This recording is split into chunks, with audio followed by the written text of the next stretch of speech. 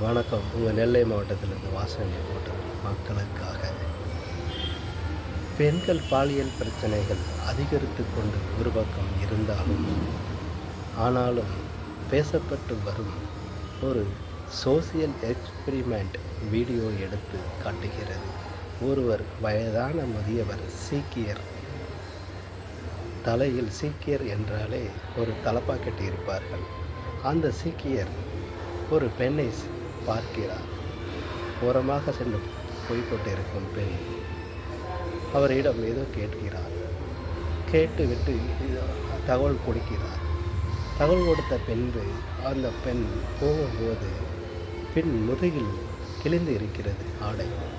உடனே கூப்பிட்டு அவர் சற்றும் உணராமல், எதிர்பாராமல், சிந்திக்காமல், தன்னை பற்றி சிந்திக்காமலும் தன் மரபு மூலமாக புனிதமாக கருதப்படும் அந்த சீக்கியர்களின் தலப்பாக்கட்டை அவிழ்த்து அந்த தலப்பாக்கட்டை அந்த கிழிந்த இடத்திற்கு பொன்னாடையாக போர்த்தி வழி அனுப்புகிறார். இப்படியும் இந்த இந்தியாவில் நடந்து கொண்டு தான் இருக்கிறது. ஆனால் நாட்டில் எல்லாருமே கெட்டவங்களும் கிடையாது, நல்லவங்க கொஞ்சம் பேர் தான் இருப்பாங்க. கொஞ்ச நாள் தான் வாழ்வாங்க. ஆனால் கெட்டவங்க வாழ்வாங்க. ஆனால் அவங்க வாழ்க்கையில் அர்த்தம் இல்லாமல் வாழ்க்கை தான் அதிகமாக இருக்கும். இன்றைக்கும் பாருங்கள், கண்முன்னே நடந்து கொண்டு தான் இருக்கிறது. ஏதோ ஒரு சக்தியின் மூலமாக நம் அகிலத்தையே ஆண்டு கொண்டு இருக்கிறது அல்லவா? அதன் வெளிச்சம் ஒவ்வொரு நாளும் ஒவ்வொரு ஒரு மனக்குறையை நீக்கும் என்று நானும் உள்பட அனைவரும் நம்புவோம். ஆக இந்த பிரபஞ்சம் எல்லாருக்கும் சொந்தமானது. ஆக அன்பால் மட்டுமே இந்த உலகத்தை ஆள முடியுமே தவிர அதிகாரத்தை பலத்தாலேயோ ஆள முடியாது. ஒரு திருப்புத்தான் ஆள முடியும் அதிகார பலத்தால், மறுதிருப்பு ஆள முடியாது. அன்பு, பொறுமை, இரக்க மனசு, தயாள குணம், இப்படி எண்ணங்கள் எவ்வளவோ இருக்கிறது.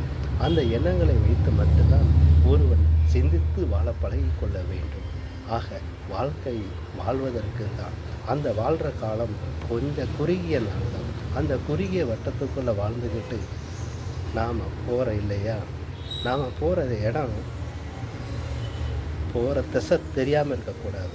போகிற திசை தெரியணும், தடம் பதிக்கணும். நிலாவில் போய் கால் பதித்தான் பாருங்கள், அதே மாதிரி நம்முடைய இறப்பிலையும் கால் பதிக்கப்பட வேண்டும், கல்வெட்டில் பொறிக்கப்பட வேண்டும்.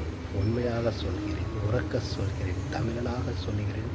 மொத்தத்தில் ஒரு இந்திய குடும்பத்தை சேர்ந்தவனாக பெருமைப்படுகிறேன். நன்றி, வணக்கம்.